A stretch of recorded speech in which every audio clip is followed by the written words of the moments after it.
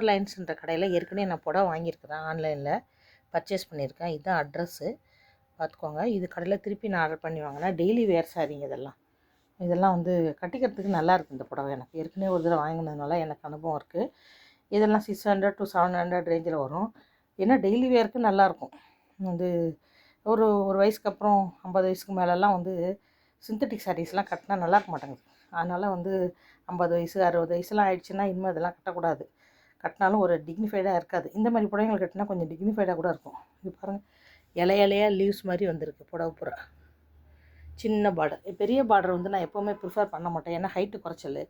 உயரமாக இருக்கவங்க தான் பெரிய பார்டர் கட்டணும். சின்ன குள்ளமாக இருக்கவங்க பெரிய பார்டர் கட்டினீங்கன்னா முட்டி வரைக்கும் பார்டரே வந்துடும், பார்க்குறதுக்கு ஒரு அழகாக இருக்காது. இது முந்தான. இது புடவை பூரா இந்த மாதிரி லீவ்ஸ் வரும். இதில் வந்து ப்ளவுஸ் டிசைன் பாருங்கள்.